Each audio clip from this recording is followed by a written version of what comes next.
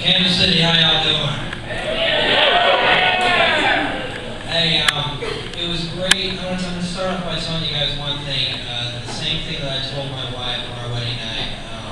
Thank you for coming. And don't worry, my works will be over shortly. I love this when JT talking about the Catholics and the Pope thing, because it just made me think about something. Did you guys watch this Pope election that they had? Where, let me break it down for you, because I lost a lot of cartoons because of this. We had a bunch of old guys who were in control of everybody else's lives, in robes, sitting around puffing smoke. And we were supposed to decide between the black smoke and the white smoke. And I don't know how they do things up here in Kansas City, but down in Tulsa, that's how we tell the difference between meth or weed. And at the end of the day, we had a bunch of old guys in charge of the destiny that put a foreigner in office. Just like our electoral college. I want to talk about my wife and I real quick, because we're celebrating our 1-year anniversary this weekend. And we had a very magical romance. We ran away to Arkansas. It's scenic. And it was I don't know, I gotta give a shout out to Arkansas real quick. I don't know if you guys have seen this. Their dating site has hit #1 lately. It's like taking down all the charts. Have you seen this? Ancestry.com.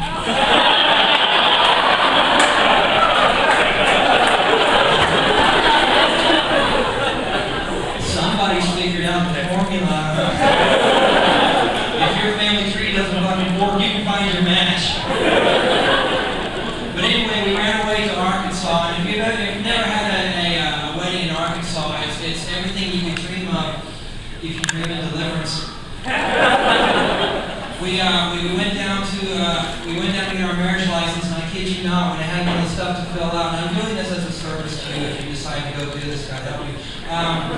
When you get the marriage license to fill out, it actually has a relationship with the bride to the groom.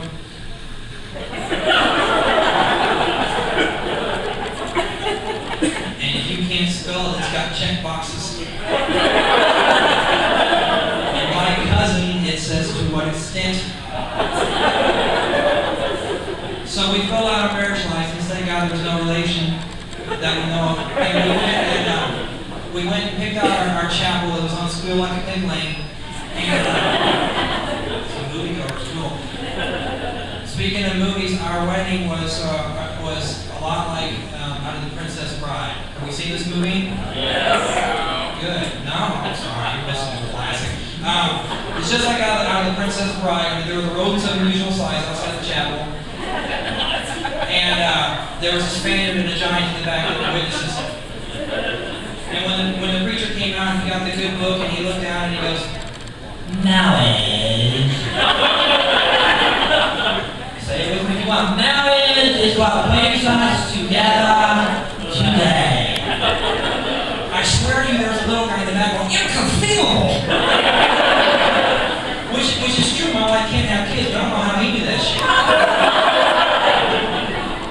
So anyway, we got up there, we got ready to do our vows, and I'm a poet, a very romantic guy, so I'm like, Michelle, you're my muse, my fantasy, my queen, I'd do anything for you. The whole works, I poured it on, right?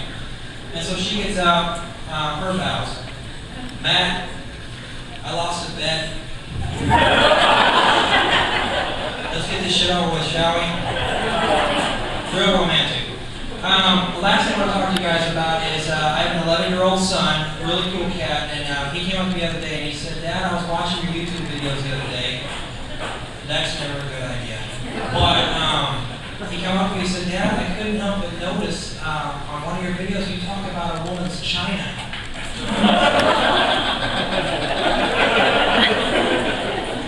Well, son, you see, he's like, "No, Dad, I get it because my mom has china. Only she brings it out when there's guests over for dinner." And I said, "Yeah, that sounds about right." And then he said, "But Dad, I noticed something. She doesn't use her china very often." Well, son, oddly enough, that's one of the reasons why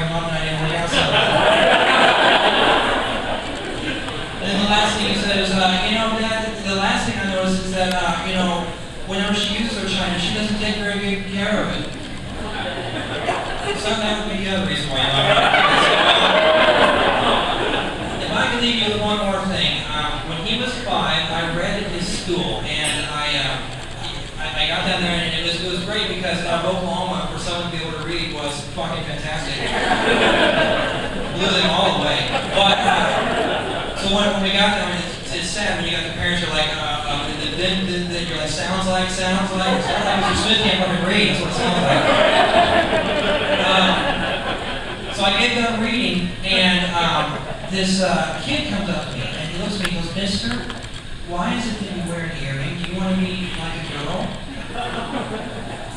Shit, from my generation, I just thought the coolness was implied, but apparently it didn't trickle down to this generation. So I did the only thing that I could think of. I got down on this level and I said, you see, young man, looking the way that I do, with the bald head and the earrings, I attract a lot of women, including your mother.